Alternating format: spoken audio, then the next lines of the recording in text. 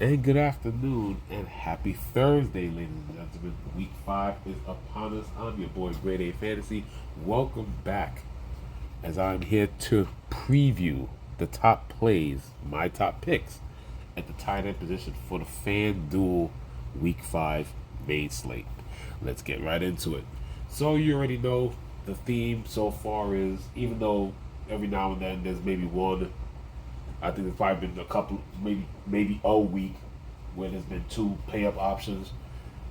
Tight end has been pretty ugly. Like I said, it seems like long are the days of Kelsey at 8,000, maybe over 8,000, and then Andrews at 75, and then it goes from there. I mean, right now the thing is to pay down that tight end. To be honest, in the DFS injury, even though you got somebody like McBride with all that target and all the work that he gets, but just unlucky with touchdowns.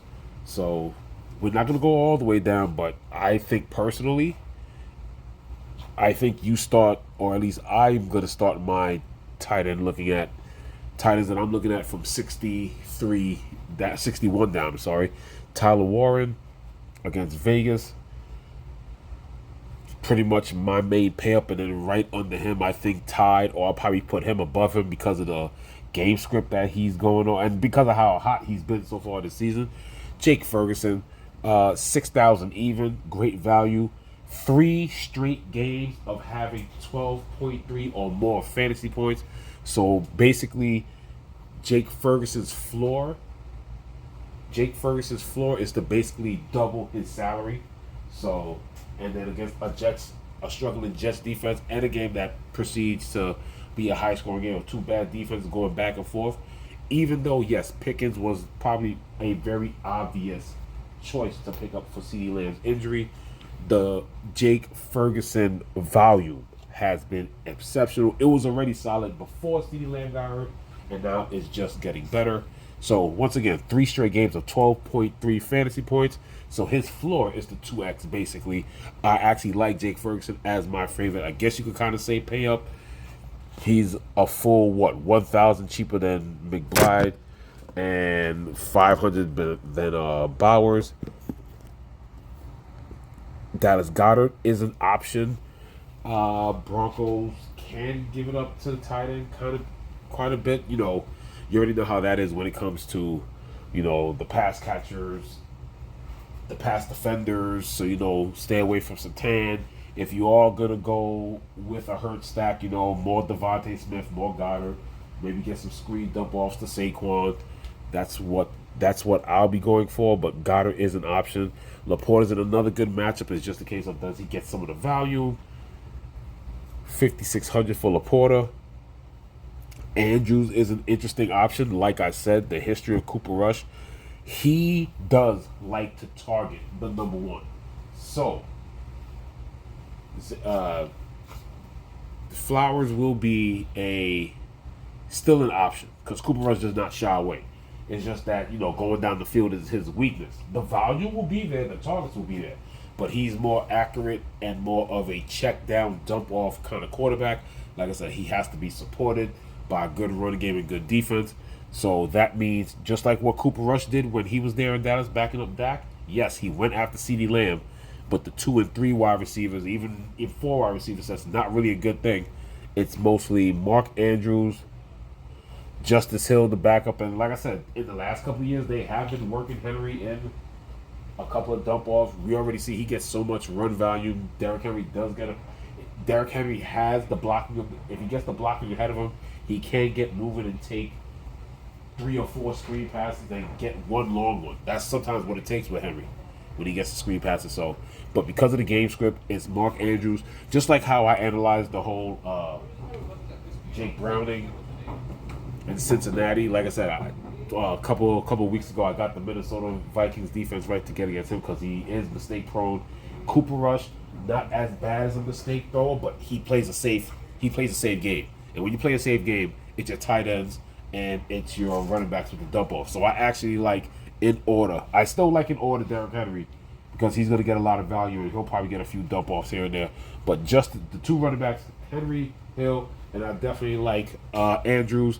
And they've been working in all tight ends. So Andrews has not been taking all the snaps. So you might even like Isaiah Likely as a little pay down kind of home run dart throw if Cooper short throws and Henry's runs can get down there. But I don't love. And for the first time this year, I'm not going to like Jawan Johnson. In my notes earlier this week, yes, because I had the tight end notes done, maybe a day and a half ago. Well, before this video, and now we go through Thursday practices, guess who came back? We got Foster Moreau, and then Taysom Hill came back. So, now, yes, does it go against what I say with bringing off people from long injuries, and then, of course, Taysom Hill's knee injury from last year? They returned to practice today. I think limited. Foster Moreau's more full practice in a way. But here's the thing. With them back in practice, if they're both clear, that takes snaps away from Jawan Johnson. And if Taysom Hill is in the game, that's taking just straight up opportunities. Because unless Taysom Hill is coming in for an injured quarterback, Taysom Hill is going to be running in on an option and, shotgun draw kind of thing. So the targets won't be there. So not only will there be snaps missed, opportunities also will be missed, even while Jawan is on the field. So I'm going to knock down my high interest in Jawan just a bit. But it'll be the first time that I like Jawan, not love Jawan. But let's see. We'll see what happens by Friday. Because Taysom and Foster Moreau did return to practice today. I like Darren Waller, but once again, it'll be one of those. I understand the volume there, but 4 targets and 2 touchdowns, that's not happening every day. So I'll be under the field on that.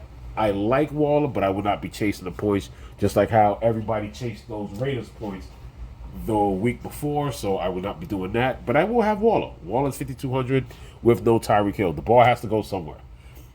With no Tyreek Hill, that's another 7 per game. That's another 7 to 10 targets that have to go to A-Chain. That could go to A-Chain, a couple more, maybe 3 more go to Waller, whatever the case is. Okay, so like but not love. With Jaden Daniels back, regardless, either way, I'm still going to like Zach Ertz at a cheap price, 5,100. He's been between 5,000, 5,500 all season. So Ertz against Chargers defense, he's always going to be an option. Regardless of who the quarterback is, he's part of the script. And as we get to the paydowns, if there's anybody that I like here, look, if it doesn't happen, and I've sprinkled it, I've been mentioning him, and I do sprinkle him in. I do. I'm not heavy on him, but, man, I hope K-Dot can get some, even though, Chris Godwin took some targets. Now Bucky Irvin has an injury. He gets targets. If he's out, then, maybe there's a little something for Cade Otton, but this is the best matchup he has. And Seattle's one of the worst at playing the tight end position. So, man, if he doesn't do it this week, I don't know when he's going to do it, because we got about another 2. They don't have a bye coming up soon. So we're about what? K-Dot will be there, then what? We got another 2 more weeks. Godwin's still here. We'll have another 2 more weeks till possibly Evans gets back. So if Otton doesn't do it this week, I don't know when, because they're definitely one of the worst at the tight end position. I mean, Seattle started out the season getting hurt by Kittle, and then they got hurt by Kittle and the backup tight ends on the 49ers. So, I mean, and it's been downhill ever since. So we'll have to see what goes on there. But he's once again another option at 4,800. There goes Isaiah Likely at 47. And as we continue to slide down, possibly my favorite paydown option will be Tommy Tremble. Once again, either or. We got about the 3rd or 4th worst against the tight end position. So Tommy Tremble or Jatavion Sanders. We'll see if Jatavion Sanders' ankle injury clears him. If not, then we'll go back to Tremble. He did catch a touchdown last week on low volume, 46 and 4,500. Arondé Gatson is still an option if Will Dissly doesn't make it. And I think I will go no lower than that. I don't think I'm going any lower than Arondé Gatson if possible against Washington, because there's a lot of cheap tight ends that are going against the bottom 5 against fantasy position at the tight end position. There's a lot of the cheap ones. That's why instead of being like Hail Marys going against middle and top ranges and you're just looking at the price, there's price, opportunity, and just the matchup. Very rare when you get down this cheap. You look at all three of those factors, and they're all looking good in all three ranges. So, but yeah, Tommy Tremble, Tavion Sanders, and Rondé Gatson. That's the lowest I'm going. There is nothing down here at all that I like. So, just gonna have to wait to see if the Tavion and Will Dissly's out. If they're out, back on Tremble and Gatson. If the starters are healthy, Will Dissly, not so much. But I'll definitely will stick with Jatavion Sanders. Other than that, that's pretty much it. I think that's it with the tight end. So, quick review. I'm not paying up for these top two. I'm starting at 6,100. But once again, my favorite play up in this range is Jake Ferguson, 6,000 even.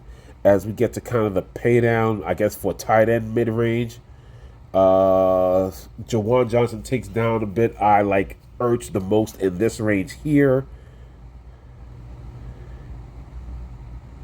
And then, like I said, when we get to the pay downs, is Otten. Like I said, likely is an option. And then, like I said, you just got to wait for the injury report for Tremble, Jatavion. So, once again, if it's the same thing like last week and the starters are out, yes, I will take Tremble over Gadsden. Tremble, then Gadsden. And then I'll go Kate Otten. If the starters come back, I will go Jatavion Sanders because he has the best matchup against one of the worst against tight end. Then I'll go Kate Otten, and then I'll go Will Disley.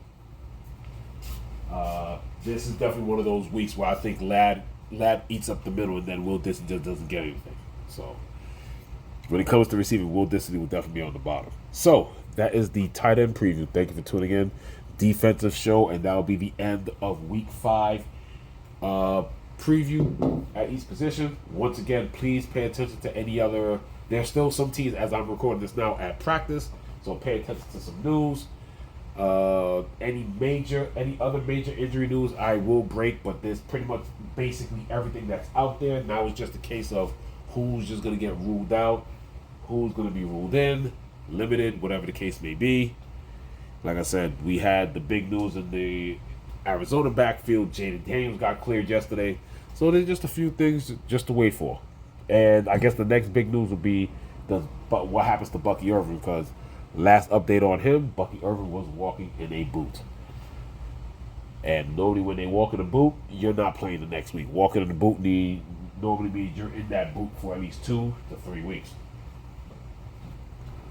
So, once again, thank you for tuning in. That's the end of the tight end preview week 5 episode. This is Grade A Fantasy, signing off.